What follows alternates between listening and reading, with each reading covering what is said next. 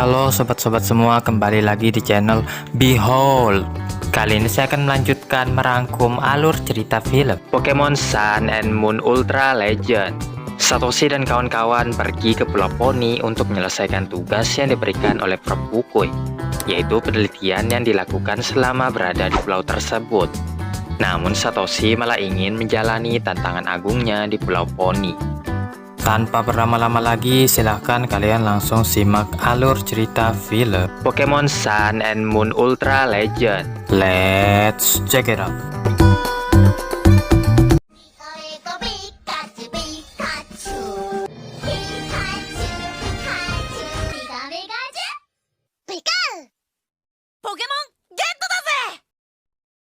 Terlihat seorang gadis kecil sedang memanen sayur-sayuran di kebunnya. Ia dibantu oleh Golok untuk menarik lobak yang terlihat panjang sekali. Lanjut, ia menaruh lobak yang sudah dipanen ke dalam gerobak. Ia memberikan sebagian lobak kepada Odori yang telah menyemangatinya saat bekerja. Sementara itu, Satoshi dan kawan-kawan tiba di Pulau Poni. Sesampainya di sini, mereka disambut oleh Suster Joy. Prof menyerahkan murid-muridnya selama beberapa hari di pulau ini kepada Suster Joy. Satoshi penasaran apakah Suster Joy yang ada di Pulau Mele-Mele merupakan adik dari Suster Joy yang ini. Bukan, malahan Suster Joy yang ini yang paling muda dan paling imut dibandingkan Suster Joy di pulau lainnya. Sebelum kembali ke Pulau Mele-Mele, Prof menanyakan apakah mereka semua masih ingat tujuan mereka datang ke sini. Jawabannya adalah proyek penelitian pribadi. Kalau begitu, Prof meminta mereka untuk menyebutkan subjek apa yang akan mereka teliti nantinya. Mulai dari Mamane, ia ingin mengevolusikan Denjimushi karena ia dengar Pulau Poni adalah tempat yang paling cocok. Suster Joy menyarankan Mamane untuk pergi ke Pas Poni Canyon. Dilanjutkan ke Kaki yang ingin berlatih sekeras mungkin selama berada di pulau ini. Mao ingin mencari Poni Radis, yaitu lobak khusus Pulau Poni untuk ia masukkan ke dalam menu kantin Aina. Poni Radis merupakan lobak yang sangat panjang ukurannya. Sangat susah mencabutnya tanpa harus terpotong. Suiren ingin bertemu dengan gurunya lagi, guru yang mengajarkannya jurus jet. Suiren sudah menghubungi gurunya itu untuk bertemu lagi berlatih di pulau ini. Lily jadi teringat bahwa tempat ini adalah tempat yang mereka datangi ketika mencari ibunya yang diculik oleh Ultra Beast sebelumnya. Mereka sangat sibuk hari itu, sehingga tidak sempat melihat-lihat. Maka Lily berencana untuk menjelajahi Pulau Poni sambil mempelajari semua Pokemon yang ada di sini. Terakhir Satoshi, berbeda dari yang lainnya, ia memutuskan untuk menjalani tantangan agungnya yang keempat di Pulau Poni. Dengan yang satu ini, lengkaplah sudah tantangan agung yang ia jalani di Pulau Alola. Sayangnya Satoshi harus menelan kenyataan pahit ketika ia mendengar ia tidak bisa menjalankan tantangan agung, karena keuna Pulau Poni sudah tidak ada. Namun setelah itu timbul ide dari Satoshi yang ingin langsung menghadapi Kapurheire, dewa penjaga Pulau Poni. Prof baru ini mendengar hal tersebut. Setelahnya Satoshi memaksa Prof untuk pulang saja, karena mereka bisa mandiri di Pulau Poni. Lagi pula ini kan penelitian pribadi, kata mereka. Singkat cerita, Satoshi dan kawan-kawan memulai penelitian. Satoshi sangat bersemangat sekali ingin bertemu dengan Kapurheire. Tapi teman-temannya mengingatkan walaupun ia bersemangat seperti itu, Kapurheire belum tentu menampakkan dirinya. Setelahnya mereka melihat ada seekor Golok sedang berkebun. Golok, golem Pokemon tipe tanah hantu. Ia bisa terbang dengan kecepatan yang tinggi, mampu melepaskan energi yang tersegel di dadanya. Terlihat Golok sedang mencabut Poni Radis, lobak yang dicari-cari oleh Mao. Saat Satoshi memanjat pagarnya, Golok membentak Satoshi menuduhnya sebagai pencuri lobak. Satoshi menjelaskan bahwa ia bukanlah pencuri, namun Golok tidak peduli dan tetap menyerang Satoshi.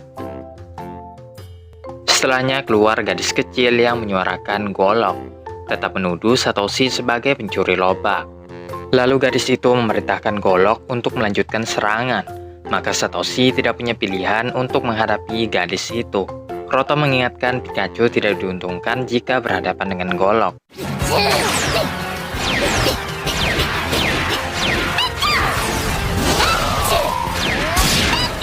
Quick Attack sebelumnya hanyalah pengecoh, serangan sebenarnya adalah Iron Tail. Gadis itu terlihat sangat tenang ketika melawan Satoshi. Bagaimanapun juga, ketika Satoshi mengulang strategi yang sama, Pikachu bisa ditangkap dan dibanting oleh Golok.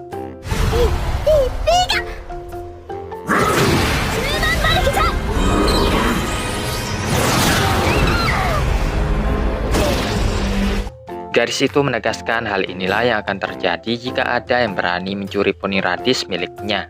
Ia pun berlalu pergi. Singkat cerita, Pikachu yang dibawa ke Pokemon Center telah pulih seutuhnya. Satoshi berterima kasih kepada Suster Joy. Lanjut, ia membicarakan tentang gadis kecil yang ia lawan sebelumnya.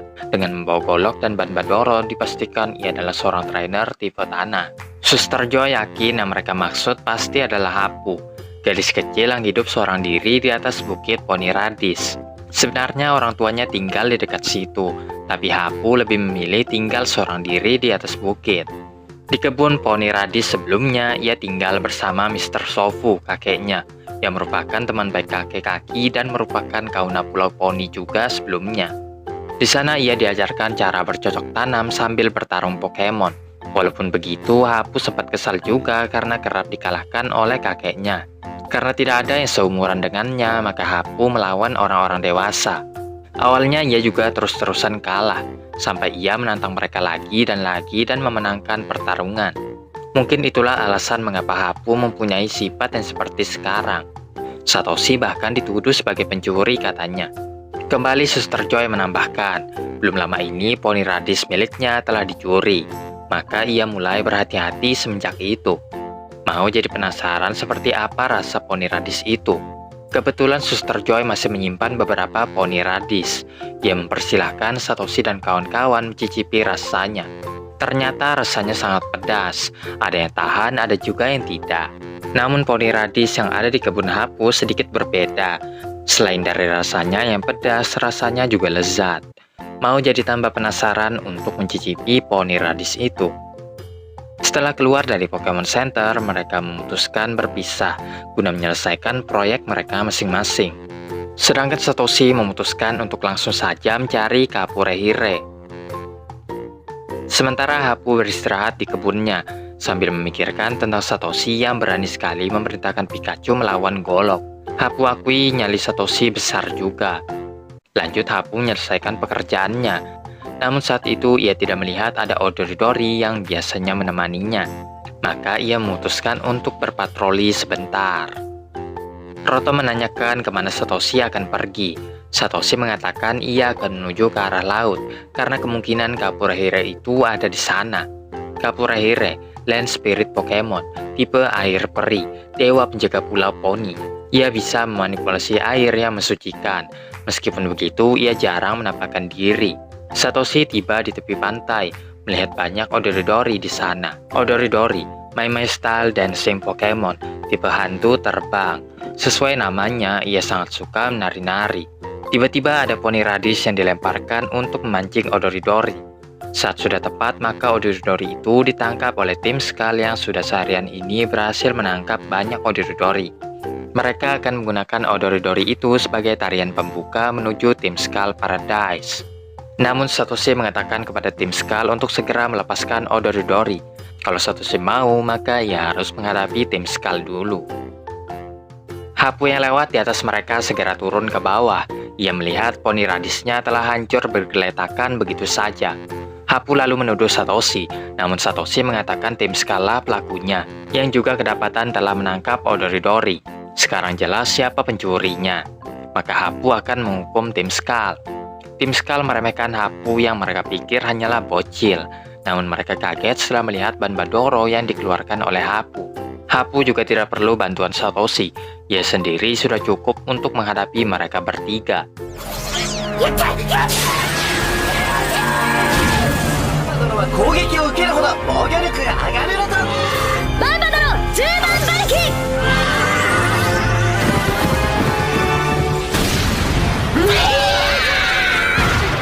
Hapu meminta mereka untuk segera meninggalkan pulau ini.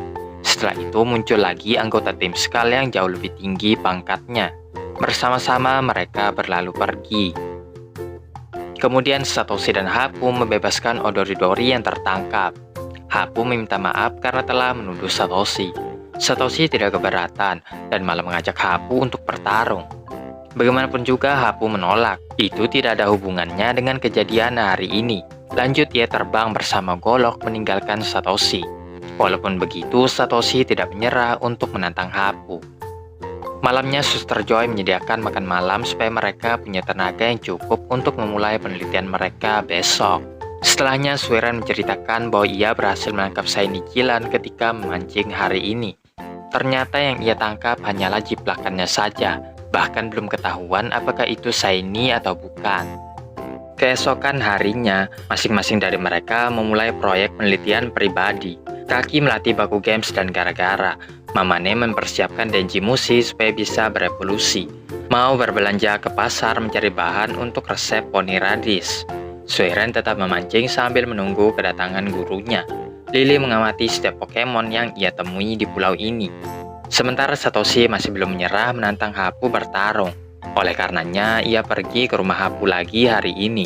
Namun sesampainya di sana, Hapu tidak terlihat dimanapun. Tak lama setelah itu, Suster Joy datang. Sudah menjadi tugasnya berkeliling untuk mencari Pokemon yang membutuhkan bantuan. Suster Joy juga memberitahukan mungkin sekarang Hapu berada di Ruins of Hope. Di Ruins of Hope, Hapu memohon kepada Kapurehire agar menyampaikan suaranya kepada kakeknya. Hapu berkeinginan menjadi kahuna pulau menggantikan kakeknya. Tapi sampai sekarang, mengapa ia masih belum bisa diterima oleh Kapurehire? Apakah ada yang salah dengan yang ia perbuat?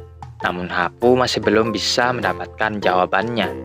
Di suatu tempat, Lily masih mengamati para Pokemon. Tiba-tiba saja Chiron berlari ke arah lain. Tak jauh dari situ terlihat Glacio sedang melatih Pokemonnya. Ia menyudahi latihannya setelah puas. Lily yang mengikuti Chiron bisa berjumpa dengan kakaknya lagi. Alasan Glacio datang ke pulau ini adalah ia ingin menjalani tantangan agung. Lily tertawa karena kakaknya sama persis seperti Satoshi.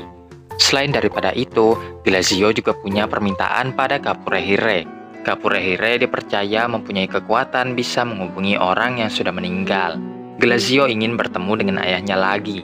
Diketahui ayah Lily terlibat kecelakaan saat mencari keberadaan lubang ultra. Tidak ada yang ingat detailnya, karena saat itu Lily dan Glacio masih kecil. Mereka berdua juga tidak pernah bertanya kepada ibu mereka, merasa pertanyaan itu tidak perlu dipertanyakan. Namun semenjak Glacio mendengar tentang Kapurehire, besar harapannya agar Kapurehire muncul untuk membantunya. Kali ini Lily sangat mendukung kakaknya, lalu Lily menawarkan diri sebagai lawan bertarung Glacio.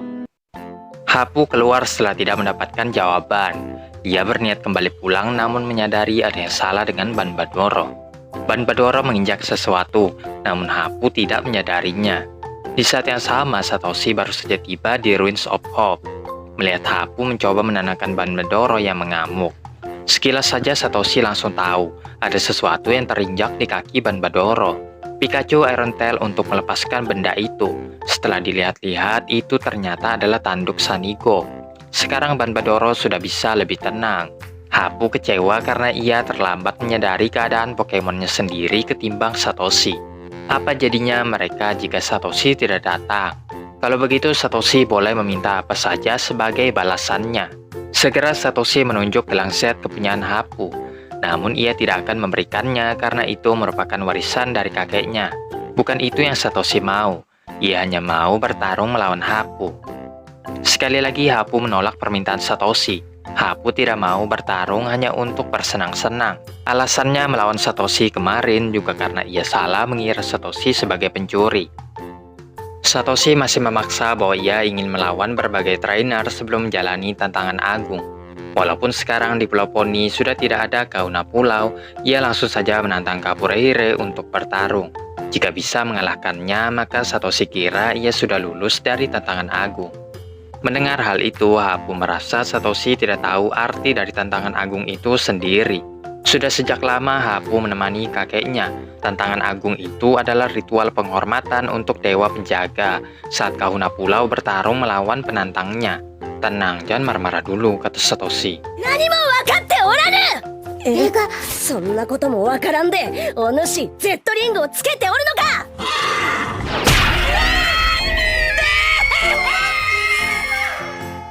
Satoshi mendarat tepat di mana Lily dan Glacio berada. Satoshi kaget karena Glacio juga berada di pulau ini. Lalu ia menjelaskan bagaimana dirinya bisa sampai ke sini. Ia hanya meminta untuk bertarung, tapi Hapu itu terlalu pelit untuk melakukannya.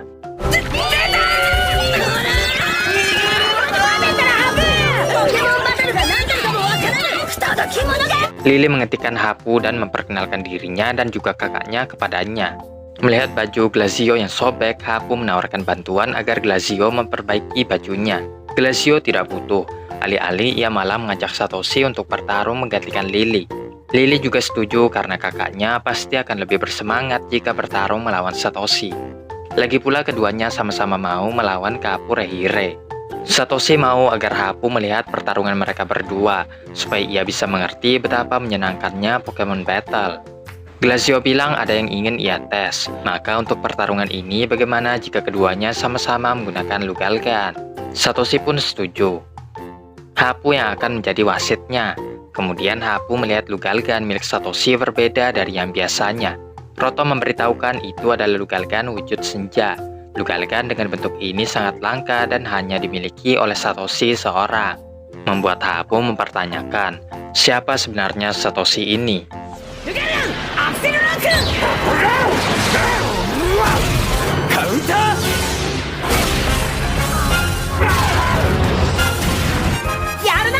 Lanjut, Satoshi memerintahkan Lugalgan untuk akselerok. Kali ini ia menggunakan medan pertempuran yang ada di sekelilingnya sebagai batu loncatan.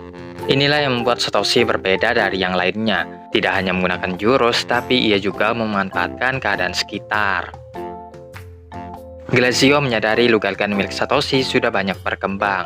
Ia bisa mengendalikan amarahnya saat bulunya kotor. Itu karena Satoshi dilatih oleh Kapu Bulul sebelumnya. Bahkan ia bersahabat dengan dewa penjaga pulau ula-ula itu.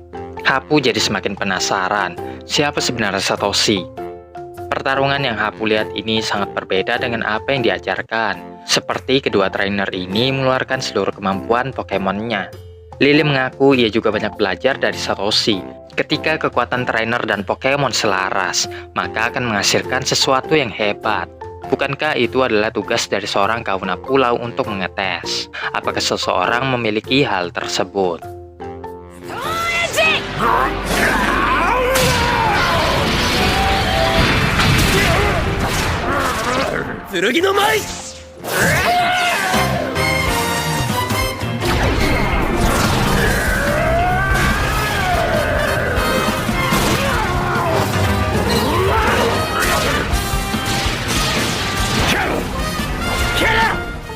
Lugalgan wujud malam Sword Dance dilanjutkan serangan Outrage guna untuk menyeimbangkan kecepatan Lugalgan wujud senja.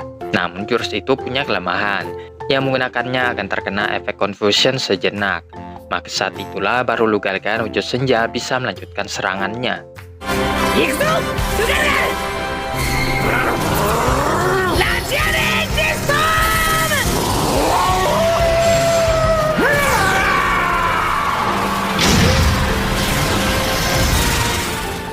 Namun setelah terkena jurus Jet, efek Confusion terpatahkan sementara Lugalgan itu masih sanggup berdiri. Hapu masih tidak percaya Glazio bertaruh Lugalgannya mampu menahan jurus Jet. Lily melanjutkan ini tidak akan terjadi jika trainer dan Pokemon tidak saling percaya satu sama lain. Lily sadar, kakaknya mulai bertarung mirip seperti Satoshi. Sekarang giliran Glazio yang menunjukkan jurus barunya. Ia meletakkan Dragonium Z yang baru saja ia dapatkan ke gelangnya.